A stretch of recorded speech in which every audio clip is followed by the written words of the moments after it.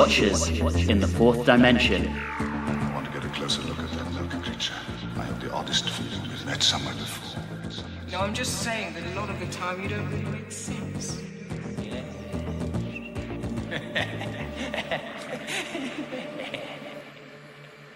Hello and welcome back to Watchers in the Fourth Dimension. I'm Anthony. I'm Diana. I'm Julie. And I'm Riley, and that's a very popular delusion. This episode, we're back into Endspace, where we have a showdown with the stone creature of evil as the Keeper of Traken prepares to hand over to his successor in The Keeper of Traken. We're actually recording a little bit ahead of schedule right now, so we don't actually have any mail this episode, so we're going to jump straight into our behind the scenes. And when John Nathan Turner took over as producer on the show, Christopher H. Bidmead was not actually his first choice for script editor. That was Johnny Byrne, who'd been a regular writer on, and those of you who've been listening closely may have guessed this, All Creatures Great and Small. He was also a veteran of the much maligned Space 1999. However, Byrne was not willing to relocate from Norfolk to London to work full-time on the show, but he did state that he was interested in writing some scripts for the series. This led to a meeting between Bidmead and Byrne around the spring of 1980, and Byrne suggested a story about millennialism, the belief that a period of cataclysm and upheaval takes place once every 1,000 years, as espoused in Zoroastrianism and in some Christian sects. With only 20 years left until the year 2000, Byrne felt that this was becoming a timely and interesting topic, and he wanted to interlace it with the chaos that sometimes results when a long-serving head of state either dies or retires. So Byrne was commissioned to write a storyline for the Keeper of Traken in early June 1980, and the 4 scripts were then requested in mid-July. Byrne initially depicted a medieval society divided between the scientific Greys led by Hellas and the zealous Blacks under the Inquisitor General Zorka. Zorka summoned a being called Mogan, which he believed to be a demon, but was actually the last survivor of a race of super beings with fantastic mental abilities. Mogan wanted to take control of the powerful source and make Traken a stepping stone to galactic conquest. Zorka framed Adric for murder, and Episode 2's cliffhanger originally involved the Doctor, Adric, and Hellas on the verge of execution, about to be crushed between blocks of steel. A key element of Episode 4 was a stolen component from the TARDIS, which Mogan used to construct a time disintegrator. Byrne also introduced Hellas's daughter Nissa, whom he named for a friend called Nerissa. The Keeper of Traken was positioned as the penultimate serial of the show's 18th season. The production team already suspected that Tom Baker would be leaving the program at the end of the year, as he had been growing increasingly unhappy with the changes that the new production team were introducing. But while the producer agreed that it was time for a new Doctor, he was very concerned that viewers would no longer accept a change of lead actor given Baker's unprecedented 7-year tenure in the lead role. To try to avoid this, he wanted to reintroduce a popular element of the program's past to bridge the changeover from Baker to his successor. Since Romana would be leaving in the previous story, his initial thought was to bring back a former companion for 2 or 3 adventures. For this purpose, Nathan Turner contacted Elizabeth Sladen, who of course had played Sarah Jane Smith in seasons 11 through 14. Unfortunately, she declined the invitation, and so Nathan Turner turned to Louise Jameson, who of course had been Leela in seasons 14 and 15.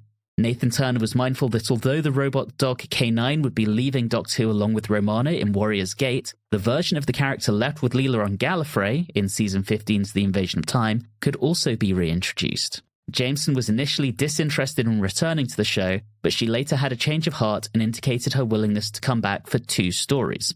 However, by this time, Nathan Turner had decided that he wanted Leela to accompany the new Doctor throughout season 19, which is something that Louise Jameson had no interest in doing. So, having failed in his efforts to bring back an old friend of the Doctor's, Nathan Turner instead decided to reintroduce an old enemy, the Master. The character had of course originally been played by Roger Delgado from 1971 until his untimely death in 1973. The Master had already been resurrected in 1976's The Deadly Assassin, with Peter Pratt playing a version of the character in a condition of near-complete physical deterioration.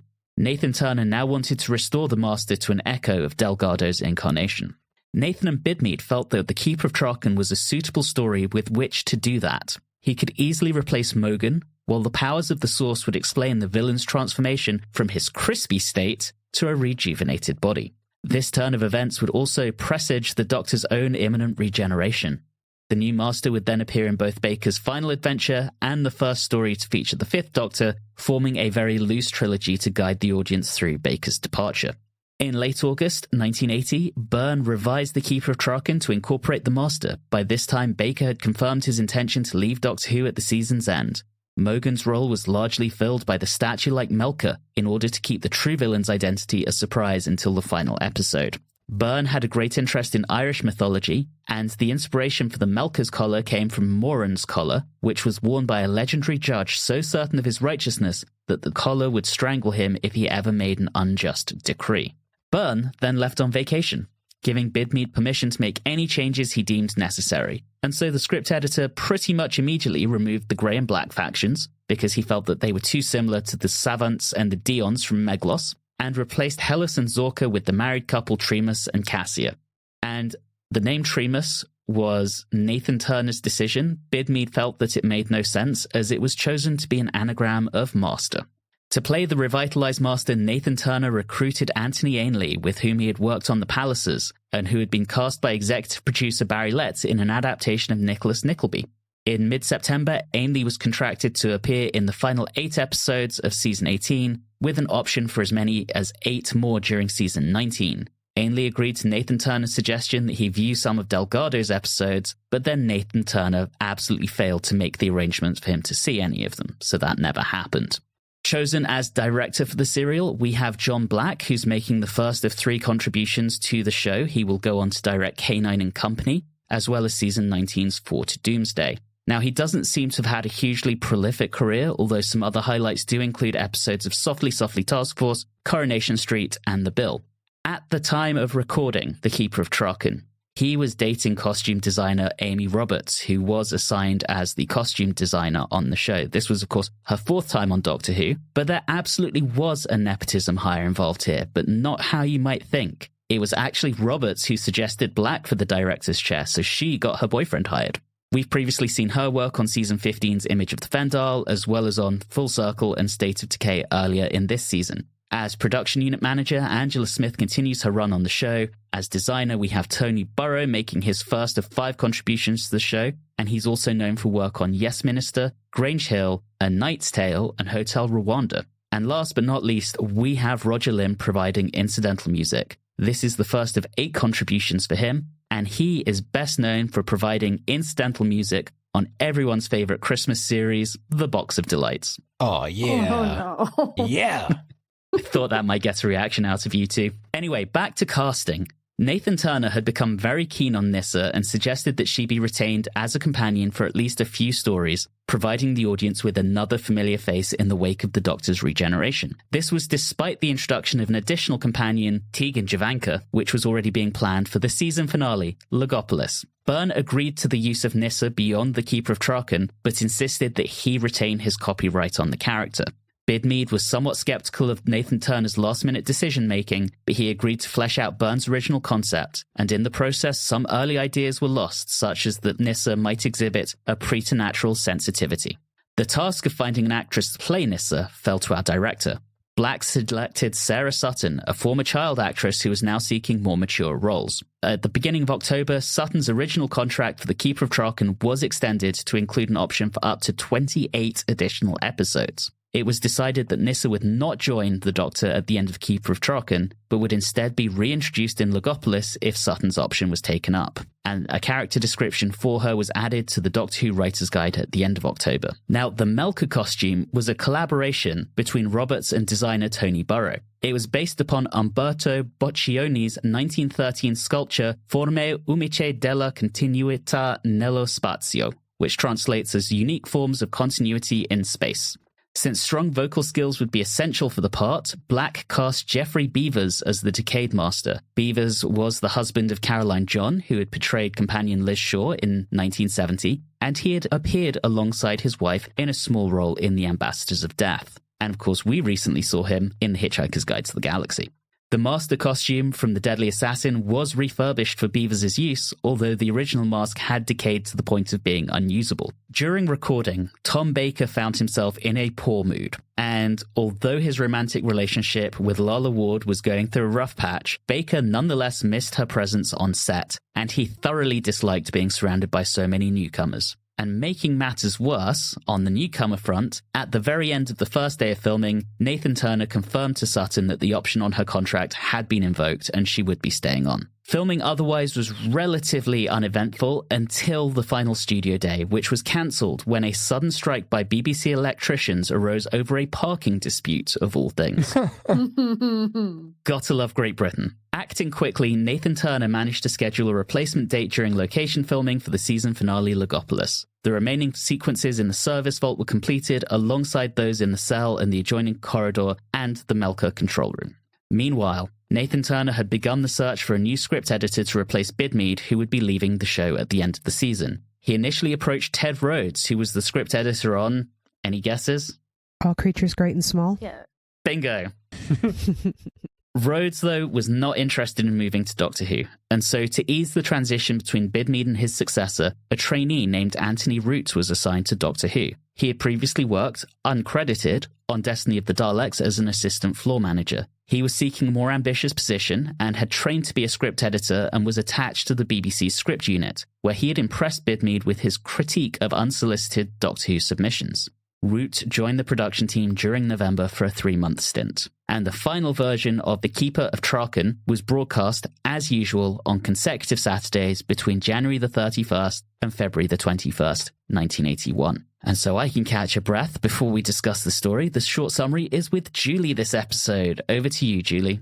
For a planet known for its universal harmony, Trakens seem very happy to resort to violence and death rather quickly. Let's not question this really random statue that has come out of nowhere or a woman who basically worships it. No, that's not strange at all. And if she's so concerned about her husband, why would Cassia marry him in the first place? All very odd. Enter in a keeper who offers little help before dying, a creature whose face we don't see for nearly 3 episodes, a daughter who has her shit together, and a leader who constantly says, I don't understand. But hey, for once, I'm actually going to say it. Adric actually added to the plot this time. Yay, Adric. Yay, Adric. At the end of the day, we still have the Crispy Master regenerating, in which Nissa's father is killed to accomplish it, as well as the dumbest of people becoming the next Keeper of Traken. I really do pray for everyone's safety from now on. As you should.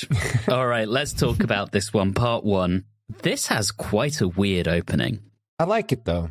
I feel like we haven't had one of those in a while where instead of the TARDIS necessarily bringing them to a place that kind of happens, but it's more of the place invades the space of the TARDIS by the Keeper showing up inside the TARDIS.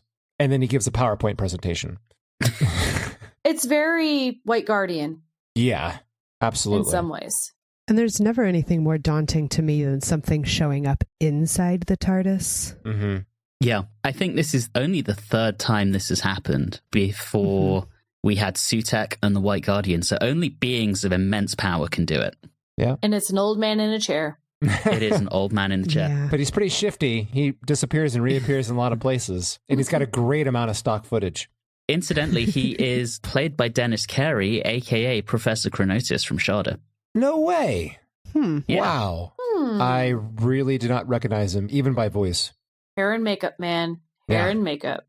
I tell you what, I feel like you could sum up the whole issues that are surrounding these characters. All the problems of the story would have been resolved if the Keeper of Traken would have just kept on Traken. Okay, thank you very much. Good night, everybody. I'm out of here. No. Golly. When the revolution comes, Riley. Well, okay, I will say this outside of the silly joke. I had mentioned this previously. I'm getting tired of alien worlds and societies giving kind of a European medieval kind of look. This one was a little bit different, and I really enjoyed how the look of it didn't seem to reflect dark, grimy medieval times. It kind of gave this fake fairy tale kind of feel to it, and how the art direction was, especially with the wonderful contrast of the Melkor in the garden. Just something so unnaturally modern amongst such cultivated nature is very striking. Yeah, I really want an action figure of the Melkor. I like him. I think there was one made, Diana, so... I know. I looked up the set and it's like $100 on eBay, and I can't justify that at the moment. That's completely fair.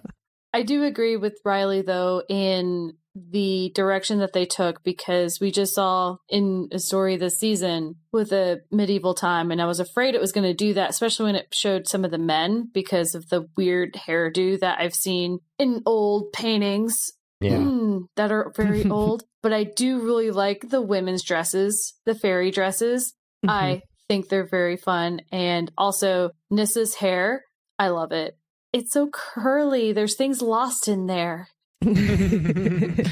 Yeah, the women gave me very like Midsummer Night's Dream, but the ballet version, their outfits. Mm-hmm. They were just nice and flouncy and just fantastical enough that I agree, like kind of offsets the strong medievalism throughout the sets. And it makes it feel more out of place and out of touch rather than just being medieval. The other group that didn't feel medieval was not the leaders, but that other group who were actually going around trying to shoot people. The Fosters. Yes.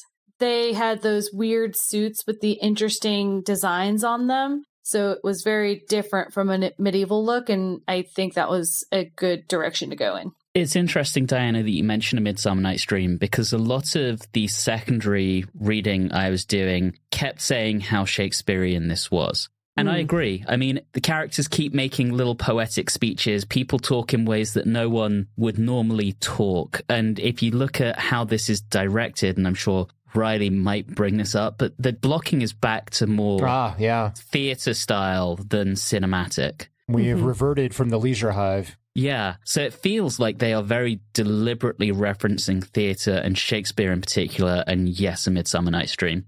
Yeah, absolutely. You know, the other thing I wanted to bring up while we're at the very, very beginning of this is I really, really like this concept of that the Traken Union or Traken is so good and just so pure that it attracts evil.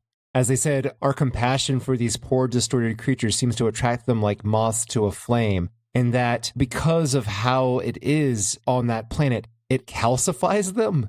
It's just such a fascinating concept in that they are stuck. And I can't help but think of like a truly evil entity arriving in a place like that and then getting stuck. And then they have to suffer from everyone being nice to them. That must be horrible. I wish outside of that first beginning piece, it was a little bit more clear. Obviously, from my short summary, outside of them telling me this, it's not very clear that they're as nice as they say they are. Right. Mm-hmm. Tremas comes across as nice. Nissa comes across as nice. Everyone else, not so much. Kind of basic people. There's nothing really pure about them. You're right. Before we jump off the concept, I do want to say I think it would have been really awesome if they added in the grove just other calcified evil beings that have been there for something that are not still somewhat alive. I think that would have been really striking. Yeah, I agree. But on the other characters, Neiman's a dick. Cassia is just the worst. And the other consuls are just kind of useless. Yeah, I would have even taken some more moral quandaries throughout. I'm fine with once evil's in, it spreads pretty quickly. Evil's contagious and that kind of feeling as it moves through, especially the founders and all that. But there's not even any, well, yesterday I was feeding the small children and today I'm going to shoot you in the face. You know, there's no back and forth or establishment, even that I used to be a nice person. It's just, all right, let's kill him. And the closest we get is Cassia, who we see tending to the Melkor as a child, leaving flowers at its feet. And that's the closest we get. I agree with you, Diana. I wish we'd had more of that. Yeah. And going into that, the corruption of youth, also the evil seducing someone in a garden, very biblical there. Oh, yeah. Well, it also doesn't help that me being the crazy Tolkien person that I am, I'm like, it's so close to Melkor that every once in a while I'm just like, oof, okay. I had trouble with that too. 100%. I've never read all the books. What is it, LOTR nerds? I don't know what you're talking about. Yeah, me neither. Melkor was basically, he caused strife among the, what do we want to call them? The gods? They're not really gods. Oh, so this is like prehistory kind of stuff. Yeah. Oh, okay. Mm-hmm. Yes. He's like the big bad before Sauron. Okay. Yes. Yes. Got it. And so it was very interesting, and I cannot remember all the dates for the Silmarillion coming out because I don't know that it was actually published yet at that point. Ooh, fair enough. Mm-hmm. It was, because I know one of my favorite bands were originally named for Silmarillion, Oh. and they showed up in 1980, so before this, and they had to change their name, which they then truncated to just Marillion. Well, That's there we so go. funny. They're still around. They're still really good. Anyway, sorry to go down that rabbit hole, but it happens. But yeah, I mean, all of this does start going down very, very quickly. Someone's killed in the grove just as the Doctor and Adric are about to arrive. We're talking about arming the Fosters. Oh, That boy. escalated quickly. Why do these people even have weapons? That's what I was going to ask. Very Is good for such a question. peaceful society, do we have an armory in the back? Where did, Yeah. why and where? And have they been taught how to use it, or are they just all of a sudden going to get weapons that they've never used before in their lives? I mean, that's the impression we get, that they would never have had to use them before, so... Yeah, they shoot like stormtroopers. Now, see, that would have been great. Okay, here you go. Picture this. It's the Grove. We've improved it by having other calcified evil creatures there. And now at night, we have these Trekens going around freaked out, shooting at everything, and they're just blowing the like heads off these statues by accident. And the Doctor's ducking. That's my first episode right there. They're like, I don't know how this works. Kaboom. Yeah. This is all a pretty standard first episode. Yeah. There's all sorts of shenanigans. The Doctor yeah. and Adric show up, their credentials are questioned, and as soon as he says something about the TARDIS, the Malcolm makes it disappear, so they can't find it. Typical. They have to summon the Keeper to credentialize them. Also, on that note, there are 5 consoles, and they all have rings with which to summon the Keeper. Is this Captain Planet? I thought you were making another Lord of the Rings connection here. Oh, Oh, maybe. I was going Marvel. So what we're saying is that this whole ring thing, very common. A little bit of a throughout- trope. Yeah. Yeah, bit tropey. Can we discuss, before we move on to part 2, can we discuss the first true solo companion conversation or dialogue with Adric in part 1? In the TARDIS? Yeah. Please. Yeah, let's talk about Yeah. it. Okay. Well, my thought was, I have a suspicion that Baker was looking over at Woodhouse and was thinking, I was so close to having my talking cabbage companion. Damn it. Poor Matthew Waterhouse. No, honestly, it was fine. This is a good Adric episode. Maybe I'm softening, but I think this whole serial was a good Adric one. I thought, as the prime Adric defender, that the opening scene was really cute with the Doctor and Adric, really establishing that the Doctor has never paid attention to Adric in the TARDIS before, and almost like noticed that, oh gosh, I have a teenager on my ship. I should probably talk to it. And Adric has been quietly watching the Doctor in the corner, soaking everything up, and so knows exactly how to talk to him and play him, and it all establishes that very neatly. And I thought it was so cute, and I loved it. I watched it twice. Twice. Okay. I particularly love that moment when they're poring over books together and Adric is about to criticize the Doctor's handwriting and the Doctor goes, what about my handwriting? And Adric just smiles and goes, it's wonderful. Mm-hmm. They're playing off of each other really, really well. Yeah, and the Doctor gets to fall into his irresponsible babysitter role, more or less, that I always love to see him in, where it's someone that he knows he has to probably pay more attention to than an adult, but he's probably not going to. Just be back by 10. It's okay. Yeah, I mean, Adric also just calls him out on half the time he doesn't make any sense, which, to be fair, half the time the Doctor doesn't make any sense. So he's not wrong. Yeah, I don't think we have a lot of companions super calling him out on that all the time. No, we don't. My memory serves me right. I think the closest we probably would have gotten was Ian back with the first Doctor, just more calling him out on being a jerk, I guess, than just speaking nonsense. But I'll still say that he would be one to call out the Doctor more often than some of the other companions. Questionable status as a companion, but I can imagine Brigadier Lethbridge Stewart Oh, well, 100%. calling him out for sure. Yeah, and I honestly think in these opening scenes, the fact that Tom Baker didn't particularly like Matthew Waterhouse is not noticeable. He plays it very well. There actually seems to be warmth between the two characters. I agree. Did a much better job with him than he did with Leela and some of those. Oh, yeah. Yeah. Yeah, for sure. All right, so as we end the episode, Adric and the Doctor are brought to the Keeper. Melkor appears at the door, flashes its eyes, and the Keeper rambles on about evil and the Sanctum being invaded before he fucks off again. And that's obviously laid at the feet of the Doctor and Adric, and so they're being advanced on with guns by the Fosters. That's our cliffhanger. We're into part 2. And good lord, Cassia is such a hothead. She is calling for their immediate execution. How did she even make consul? If these are like the 5 deputies to the Keeper, how did someone this insane get named to that role? I think it was hidden a lot more. And I think the Doctor coming in causes Melkor to kind of shift things around because really she has an obsession that turns into being controlled by Melkor.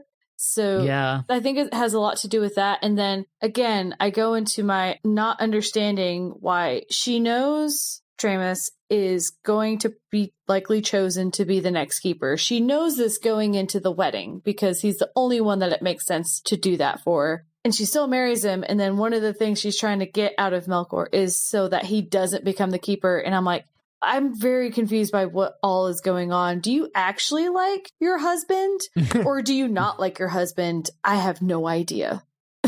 Yeah, and the interesting thing is, yes, at this point it's an obsession. I don't think she really fully goes under Melkor's thrall until he actually starts speaking to her, which hasn't happened yet. So they have one of the first meetings that we see of all the consuls, and one of them makes a comment that she is more extremist than them in her adherence to the spirituality of Traken. And they were trying to temper her even in the initial conversation that we see before she gets all possessed. And so I think that the possession or the thrallness, whatever, of what comes next just heightens that characteristic of hers to adhere to this spiritual system that seems like the rest of them think it's a little outdated. I want to know what the vetting process is to become a consul. Yeah, for sure. You know, are there confirmation hearings? No, it was probably her father's, and then she just got, moved up into the role. Yeah, there does seem to be quite a bit of nepotism. Yeah, a society of patrimony. We're tearing the society apart. Yes. The society, yes, they deserve it a little bit. I, again, find it interesting, this perfect little world where they have no problems, yet they're all dumb, and they become extreme very quickly. Mm-hmm. And all of them do. And of course, we have the ending as well. Mm-hmm. When time is running out to determine who will be the next Keeper, there wasn't any idea of honor or rationality. It really looked like a power move, just like a land rush there at the end. So that indicates maybe elements of selfishness as well. So maybe this is the David Lynch serial of Doctor Who, the perfect, quiet, small town, but it has dark secrets underneath it. You know, I'm almost wondering if it's just that naivety. They've lived under this peace and harmony thing for so long that none of them are remotely skeptical of any influence that comes in, because the only bad influences are the Melkers who land and don't speak for the most part. Until one of them does, and it blows the whole thing up. Exactly. It's almost like utopias are not practical. Yeah. All right. I want to talk about this moment. I'm probably going to say things that, all right. So Melkor makes promises to her, starts talking to her, and then says, hey, put on this collar. Oh my God. Well, I didn't hear them discussing safe words. I didn't hear them talking about any of this. Oh my goodness. You don't just accept callers from men who just all of a sudden start talking to you. That's not healthy. Oh my God. You're listening to Watchers in the Fourth Dimension. No. After Dark. I'll get my smoking jacket on right now. Excuse me. But that was exactly my thought. I was like, you need to know what the conditions are, woman. That is not safe. Oh boy. Oh boy. Yeah. You're welcome. No, Cassia definitely has issues. Right. She effectively fell in love with a statue. So that's step one. That's the first issue. Oh, again, I mentioned that she likely got this spot from her dad. She probably has daddy issues. Oh Yeah. my goodness. Oh boy. I mean, I don't care how deep-seated your daddy issues are. Replacing him with a statue is not a feasible alternative. Well, while we're on the subject of Cassia, pardon the pun, but she definitely has some killer eyeshadow on. The whole eye makeup game this season has been really strong. Yeah. I really enjoy it because every once in a while you get a little bit too Earth-like, and even obviously the Trakens are very human. So in some ways, it's probably a cheap option to make them look a little different. But also at the same time, I mean, it was the 80s. Come on. If there's not going to be a lot of makeup, then they're doing it wrong. Yeah, I was about to say, it reads very Earth 80s, all of that blue eyeshadow. But it's also what partly gave me the like Tatiana Midsummer Night's Dream vibes. Mm-hmm. See, I kept thinking when I saw the eye makeup, the short frizzy hair, maybe I'm confusing it, but it made me, in the dresses, I was thinking like an early Kate Bush music video. Oh, for sure. That's what I was really picking up on it. That's what I was thinking when I saw Cassia in particular. But Well, and also Cassia doing the whole wide-eyed thing that Kate Bush used to do. Yeah, I can totally see that. I didn't listen to a lot of Kate Bush, so. You should. You know, while we have discussed the lack of quality of the people of Traken, another element that we can rag them on is the bribery and the, I guess, the gawkiness, the wanting to see what's going on, even if they shouldn't really be looking at it. You know, all the people lined up outside the grove trying to see what's going on in there. They're not very well-centered. I actually kind of like the bribery aspect because it is established in part one. Neiman says something like, I'd much rather be rich than keep a nominate. And then Tremus makes a comment about that man's too fond of money to be trusted. And then we find out that Cassia is bribing him. So that is built up quite nicely. I agree, it doesn't entirely make sense in this idyllic society, peace and harmony and all that kind of stuff. But it is built up well and the seeds placed pretty early so that it works for me. Apparently, they've decided that an idyllic world does include people who will succumb to bribery. Yeah. All right, cool. And while we're on the discussion of Neiman, is it just me and is it because it's Christmas? But doesn't he kind of look like a Who from Whoville? Oh my God. Oh, He does look like the mayor.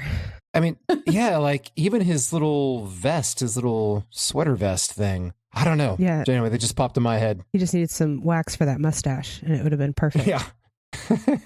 Oh, boy. The other thing I really like in this episode, well, the two other things. Firstly, we get to see people sciencing together. Always makes me happy. The Doctor and Tremus are doing science. Adric and Nissa are doing science. Love that. I also really love that we start seeing hints of what's inside Melka. So at first we get our first peek and it looks like the inside is bigger than the out. We see a little decayed hand. And over the next few episodes, it's kind of zooming out and out and we're getting a little bit more and a little bit more until we get our reveal. Do we want to talk about that reveal? Part 3? Part 3. We're just going to skip over a bunch of stuff. Okay, so to the reveal then. Well, before we wrap up part 2, obviously Seren gets killed, one of the consoles. Incidentally, Seren was played by John Woodnutt, who we last saw as Broton in Terror of the Zygons. Oh, There's man. a flashback. Broton. Yeah, and / the Duke of Forgil. And yeah, Melka tells Cassia it's only the beginning, and that's our cliffhanger, and we're into part 3. And we get our master reveal in part 3. All right. Right. So you see a little bit of the hand, Mm-hmm. and I didn't quite get it then. But then I start thinking, you know what? There's a lot of mind control happening. And I just knew.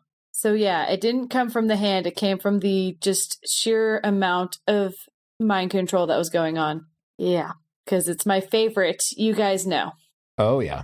I figured it out right when I saw the hand, because I think it was not just the hand, it was the singed robe as well. But I will say now, we'll go into the dialogue later, but when we get his face, and you had mentioned it in the behind the scenes, I was so disappointed that I don't get Crispy Master from before that looked like Tar Man from Return of the Night of the Living Dead or whatever, that zombie. I really loved that look. It was so much fun. Instead, I don't know, the actor they have playing him there in the makeup, just his face doesn't look intimidating enough there. I don't know. I mean, he was definitely cast for his voice over anything else. Right. Mm-hmm. He sounds really malevolent all the time, and it's glorious. Yeah, I knew that this was a Master episode. I had forgotten that the statue Melkor was his TARDIS, so I picked up on it pretty quickly. But where I got frustrated, and I can't remember if he started TARDISing around in episode 3 or 4, but you could hear the TARDIS noises, and I was very frustrated that the Doctor didn't go, "Why can I hear a TARDIS?" Yeah. And that part frustrated because he was bebopping all around. And I know the Doctor must have heard that noise 2 or 3 times and just never picked up on it. And that was wildly frustrating to me. Mm-hmm. Yeah, for sure. Because as soon as that happened, I was like, does the Doctor hear this? Does Adric hear this? Is this just for me? Is it like the horror movie music where it's only for me? But it is nice to have him back. It's been a hot minute. I don't know if this is the right story for that, because while I was at first excited because I just wanted to see Crispy Zombie Face Master, when I think of this story, I feel like this is another one of those situations on the show where this is a perfectly fine story that doesn't need an old villain coming back. Give me something new. It doesn't even have to be impressive. Just give me something new so we can put a better bow on this than we got. But well, the way I look at it was we actually haven't had the Master for a while. We haven't had Daleks in a while, right? And we haven't had Cybermen in a while. So in all actuality, it's not really like we're being bombarded with a lot of previous villains. right. And our relativity here is we're watching these episodes in rapid fire. Other Yes. people, while going through this, had to wait years. So, fair point. Although I do know some people who watch them even more rapidly than we do. So Godspeed. even for us, if you think back, we did The Deadly Assassin over a year ago. So it's been over a year since we last saw the Master. Wow. Wow. Mhm. Okay. Yeah. So I don't like to think about it too much of like how long has it been since we've seen the Master. And one could say, yes, it'd be nice to have something new without having them. But then at the same time, I don't want it to be obvious that he's coming back. Mm-hmm. I don't want it to be like, oh, hey, we're starting this off. And within 5 minutes, I know that the Master is here. I don't want that either. It's going to have to get sneaked in there somehow. Yeah. And they did a great job of not giving it away in the title like they do with the Dalek past serials. They could have been smart and could have called it The Master of Traken, and that still leaves a little bit of wiggle room.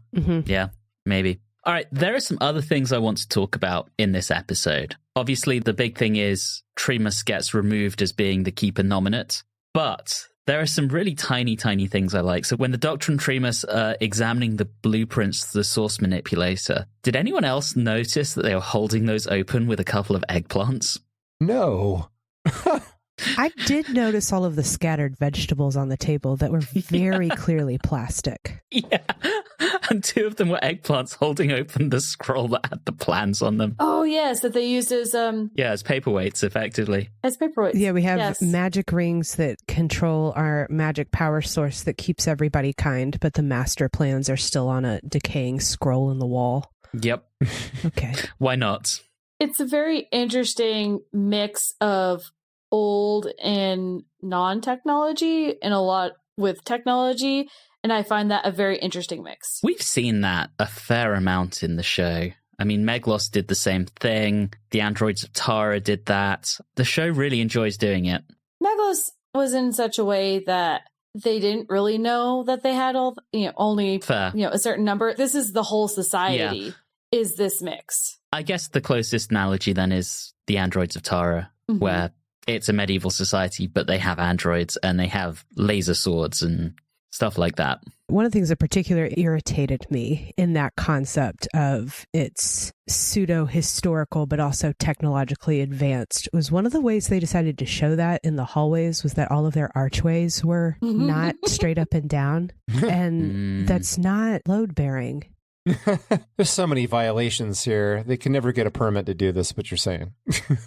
No, it was so distracting to me. So many non-load bearing arches. What is the point? Don't make them like that.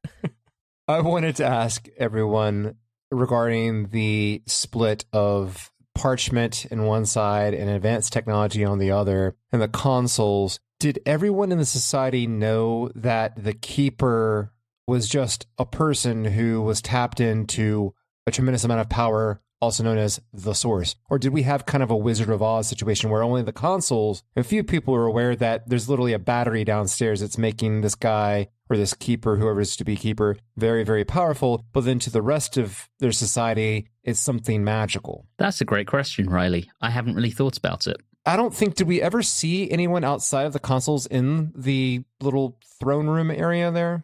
I don't think we did. No, because they didn't have keys. So there you go. Neiman at one point was locked out. So maybe this is something where the society is held together by a group of consoles that perhaps make it seem like it's magic and mysticism then that keeps them in line instead of their acknowledgement that it's actually science. Oh my God, it's the Deciders in full circle all over again. Only the people at the top know the truth. Well, I think that's reinforced with that little gawking group at the front of the story, because they say that they're there because they think something mystical is happening in the garden and that they're there to observe and worship and pray. Man, this society is just really falling apart in our eyes. We keep nipping at it and it just keeps crumbling. We're poking it too hard. We really are. I mean, they did make a little bit of a blanket statement that said that when they go about getting a new keeper, there's always a bit of instability that happens when they get a new keeper. So they kind of wave it away a little bit. And maybe this is all just a matter of, oh, hell, you know, he just decided to die. And so everything is kind of crazy right now. That's the only thing I can think, you know. There's a difference between a bit of instability and the whole society falling apart. It's fine. Everything is fine. You say that, and then look at the world around us. Yeah, that's true. That is true. Well, the world around us all went to shit when Bowie died. That was the nexus point. So he was the keeper of the earth, apparently. Yeah. Okay. Well, the keeper dies. Cassia ascends to the keeper ship, and of course she dies, and Melka takes her place on the throne. And the doctor says, it's far too late, Tremus, far too late. And that's our cliffhanger, and we're into part 4. Question before we hop over to part 4. What happened to Cassia? Did she get sucked into a little time hole? Did she just get replaced by Melkor? Like, what happened to her? She definitely dies. For sure. Yeah, I haven't quite figured that out either. Where did her body go? Yeah, and I'm a firm believer in no body, no death. So where'd the body go? Where'd she go? Just floating in time somewhere. It's chilling out in the Master's TARDIS. Yeah. You're right. That's the only possibility. So when the Melka TARDIS goes up in flames, then Cassia effectively gets cremated. Cool. Okay, I can take that. Headcanon accepted. And while we're on the topic of bodies, we're in part 4. I know I'm rushing around here, but so I didn't know he was apparently able to morph inside of a body. What the hell? Where did that come from? That, I think, is waved away in the next story as being the lingering effects of the Keeper ship that allow him to do that. So being connected to the source and having that power. I thought that might be what the hand-wavy thing was going to be, was that there was some residual power from the source, and that's what allowed him to do that. Now, does that reset his 13 regenerations? I have some more questions. I mean, I can tell you what happens in the expanded universe, because this is never really dealt with on the show. Oh. Really? Yeah. So in some of the Big Finish audios, the body wears out and he goes back to being the Crispy Master. That doesn't... Sold. Oh, okay. Love it. More Crispy Masters, what I'm saying. Yes, he does eventually get a new regeneration cycle, but that's the Time War. So we're going way off into expanded universe land. Yes, we are. Probably isn't really canon. Well, one of the things that I liked in part 4 that we got a nice helping of was the fact that Adric knows calculus, and that's useful, finally. And he can put things together, and it's helpful that Nissa comes from a technologically advanced medieval world to be able to plug in the light bulbs. And they save the day, except kind of not. They're actually very, very good together. I really so like good. them as a pairing. Mhm. They're adorable. They're both like tiny children, and I just want to hug Yeah, them. both so excited that there's somebody that's on their level that they can talk to that's also around the same age, and they can be clever Mhm. together. It's such a cute dynamic. I absolutely adore them. I'm all right with it. We'll take that over the slating you've been giving Adric the last No. couple of episodes. I mentioned it earlier in this recording. Adric in this one was perfectly good and fine. I enjoyed his presence. Yeah. He's all No right. joke. No joke. Yeah, he's a solid companion in this one, I Did think. totally fine in this Mhm. one. Let's see what the next one's like. There are a couple of things I want to talk about here. Firstly, what is going through Neiman's head? He is immediately kowtowing to this new keeper who he has just seen destroy the person who's been paying him. So if I'm going to make the very, very arbitrary and not true at all relation to Lord of the Rings, he has a ring of power, so he was deceived by Melkor.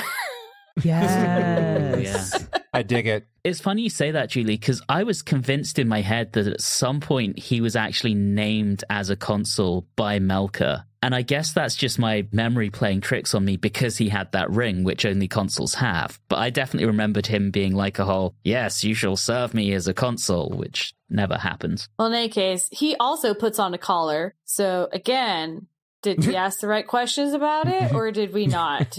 He's making the exact same mistakes as his former boss. No safe word. Yeah, you got to ask what the conditions are. Like, I don't understand. You put on a collar. Shut up. I know we're backtracking a little bit here. Speaking of other consoles, is it Katura? Yes, Katura. Katura. At the very beginning of part 4, when Melkor has somehow vaporized Cassia, or basically we now see Melkor sitting on the Keeper's lazy boy. Katura says, "Who are you?" How does she not know who that was? He's been standing in the grove for as long as Cassia has grown to become a woman from a child. Has she never stepped in there before? So I guess it's more the other Melkors they've had don't speak. They don't move. So there's something controlling this one, which there is. So I'm guessing it's the who are you really, who's controlling you. Okay. See, I guess I'm getting still confused because I was under the impression that when we had our PowerPoint presentation at the very beginning by the Keeper, and he was explaining how things go and how they attract these entities that they call Melkor because they attract them like flies to honey, that it wasn't one particular kind or race that all looked the same. It's just any evil beings just floating around the universe. They're like, oh, I'm going to go over there. That sounds like a really good place, or I'm really pulled into that place. So they would all look different. But maybe I am wrong there. That's the way I read it. That's where those other calcified baddies in the garden would have helped, because if there had been more that looked the same, it definitely could have been like, oh, who are you? But y'all all have been shading her for falling in love with a stone statue the whole time, so of course you know who this is. Yeah. And you know what, gang? You know who would have been awesome to see in that garden as one of the calcified bunch? Evil Christmas Tree. That would have been an excellent DMP callback. See, I was Oh. going to be like, I don't know, Harry, but that's mean of me. I'm sorry.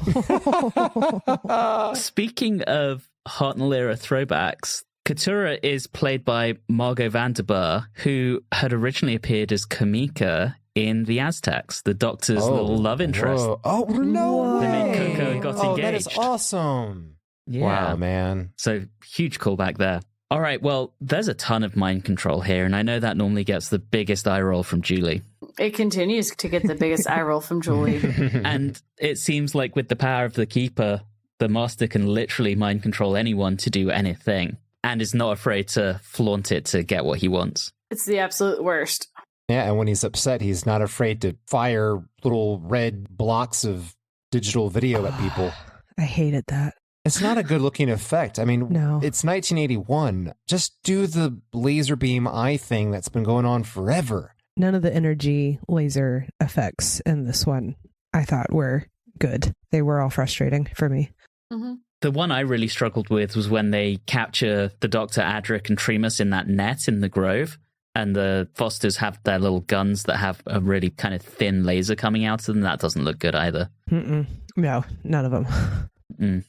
Let's talk about the Master's plan here. So effectively, he wants to use the Keeper ship as the springing board to take over the universe, while he also wants to then put the Doctor's mind in his library and steal his body. Even by the Master's standards, this seems a bit insane. Right, and also, maybe I'm thinking of New Who, but with the Doctor being frozen and the Masters seem to constantly mention very often taking the Doctor's body and being kind of touchy-feely with him. Did anyone pick up on that? It felt very kind of... Oh yeah, no, he definitely wants his body. Okay, yeah, okay. Felt a little sexual is what I'm trying to say. Yeah, oh no, for sure. And he didn't even offer him a collar. I know. The story that you didn't think was going to be very sexual, it was. You're welcome, everybody. Yeah. And you know, this is the first of, I think, 3 occasions where the Master has directly tried to steal the Doctor's body. So we see it again with the 8th Doctor, and then we see it again with the 13th Doctor. So definitely the start of what becomes a recurring trope. His milkshake brings all the Masters to the yard. Indeed. Mm-hmm. Indeed. Yeah. It would have been so much funnier to say all those lines with the wanting your body if he had the old mask on from the Crispy Master. Amazing. While we're talking about goofy things, can we discuss the Doctor's ability to get out of a trap or a potential fight with 3 people? No. Oh, yes. No, we can't. The 3rd Doctor, I believe, used Venusian Aikido. Venusian, excuse me, right? Yeah. Aikido, thank you. God, it's been a long time. I think the 4th Doctor maybe practiced under the tutelage of Larry, Moe, and Curly of the 3 Stooges with that move right there. Well, at least he didn't brain them with a rock. Yeah, I was expecting to do the whole finger poke thing in the eyes, but... That would be a very 2nd Doctor move, I think. Yeah. Not exactly smooth. I think they could have written something better there. It was a little goofy. Or at least just committed a little bit more in the stunt acting. Yeah. Yeah. Well, let's talk about how Adric and Nyssa effectively saved the day. They build a thing. A science project, a science experiment. It does, yeah. It has that huge science project vibe. Middle school science project, yeah. 100%. You have to build a cell out of a cake. Very that. Someone's going to have to get Adric another medal for doing something. He's going to have his math one. Now he's going to have his science project one. In the state science fair, blue ribbon. Mm-hmm. Yeah. Blue ribbon. Oh, it's so cute. Yeah, they saved the day, except the Doctor said, like, oh yeah, we didn't need to do that. Fuck you, Doctor. They saved the day. By themselves. Thank you very much. With their own initiative. I don't know. I think the Doctor just maybe misses the Adric that didn't know how to do things. Now we have the Adric that knows how to do things. It's kind of a shift. Of course, once the Master is defeated, the inside of his TARDIS is on fire. We've seen that little grandfather clock in the corner. The Doctor gets out. Him and Adric, they're out of here. They're going to Gallifrey, maybe. They piece the fuck out. Yeah, they do. Mm-hmm. Off to Gallifrey. TARDIS needs an overhaul. And then the clock appears in the console room. Yeah. It's kind of very sad. Yeah, we've really grown to like Tremus over this story. And then Nyssa's dad's dead. That's how we end the episode. It's quite a bummer. Her stepmom's dead. Her dad's dead. I mean, presumably her biological mother is also dead and not just divorced and living somewhere happily on Traken without Tremus. But yeah, it's really shitty for Nyssa. Yeah, I can't remember the last time an episode of Classic Who ended in just I don't know what else to call it. Yeah, that's definitely what it is. It was definitely a morose note at the end where it felt more like a middle story cliffhanger. Yeah. Mm-hmm. Mm-hmm. And she's just left looking for her father. So sad. Really is. Really, really is. Well, that's the end of the story. So let's track our metrics. No, I'll explain laters, no quarries, and no jelly babies. Anything for the camp count, guys? There was one bit of acting from Cassia in part 2 that maybe was a little scenery chewy, but we don't necessarily call that campy, do we? Oh, we can call that campy. Was it the part when she calls the Doctor and Adric creatures a Melka, she gets the crazy eyes and then passes out? Yes, that's it. Yeah. Those eyes, man. That was very overly dramatic. So perhaps just a 1 on that one, I think. Yeah. Give it a 1? Mhm. Okay. We'll allow it. All right, well, let's go ahead and score this. Riley, we'll start with you this time. I knew you'd ask me first. All right. I didn't know what to expect going into this one. As it progressed, I found myself actually enjoying it. I couldn't quite figure out why this one made me feel so much differently than the last couple serials we've done. I don't know if it's maybe a return to a more classic form of how the show is directed, and it reminded me of how things were before, so it may be a little bit of nostalgia. I definitely enjoyed the opening premise of the story. I think that is great. I wish we could have delved into that more. I think the acting was fine. Maybe I'm really enjoying this one because, as I mentioned before, Adric was good. I enjoyed his presence. He had a reason to be there. He wasn't annoying. And the Doctor was perfectly fine. I do like the camaraderie they had with Tremas. I would have enjoyed it much more if it wasn't the Master revealed, but something else that maybe have had a better ending to it, maybe wrap all this into a better bow, as I mentioned before. But I guess I'm going to come down around a 7.5 killer eyeshadows out of 10. All right. Diana, we'll go with you next.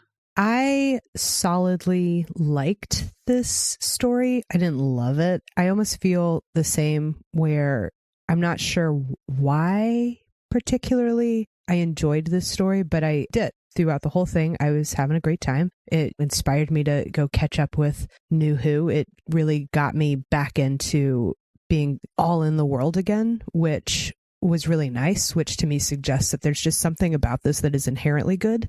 That being said, some of it wasn't my favorite. I had a lot of issues with the utopian society all along the way. I don't necessarily think it's the strongest story, but I do think that the characters were really strong in this story, and you get a really good sense of who Adric is supposed to be. You get a really strong introduction for Nyssa, and the buddy comedy between the Doctor and Adric, I think, works really nicely throughout this story. And I love the Master. I'm a big Master fan, and I have not watched a classic episode with the Master in nigh on a decade, I think. So I was really excited for this to be a Master episode. I always love the very villainous look of the Master, crispy ore in plain, clean skin. And so I give this one a solid 8 collapsed archways out of 10 because they aren't load bearing.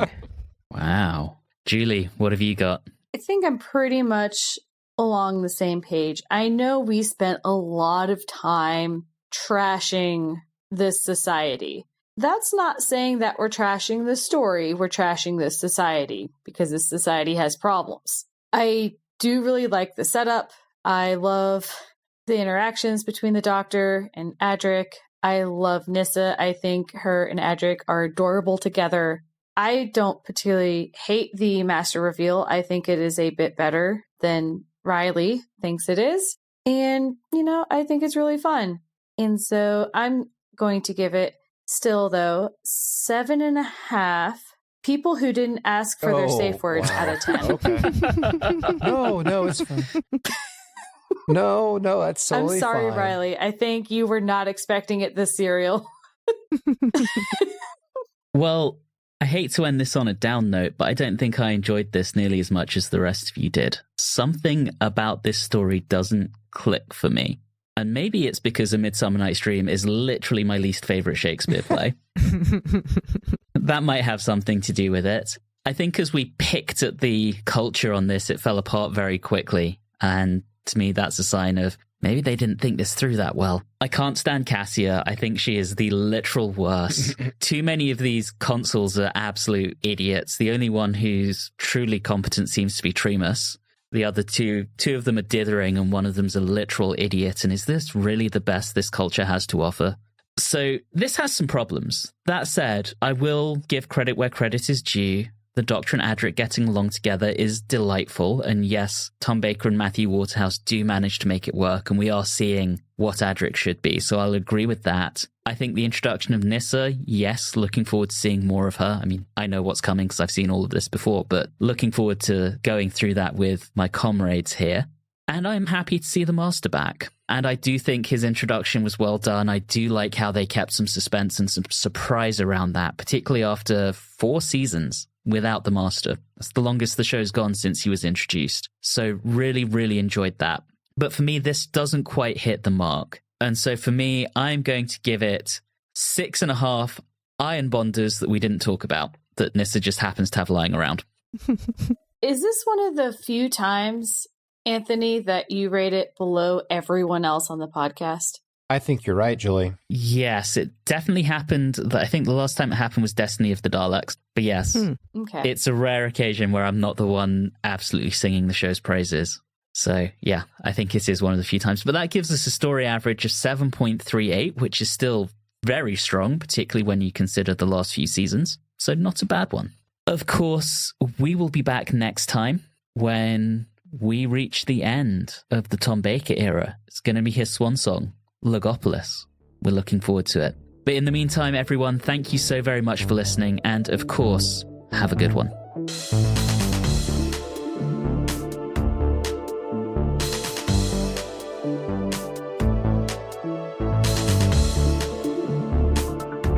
You have been listening to Watchers in the Fourth Dimension with Diana Burney, Riley Schreck, Julie Philippek, and myself, Anthony Williams. This episode, Bowie, Keeper of Earth, was recorded on Tuesday the 17th of December 2024.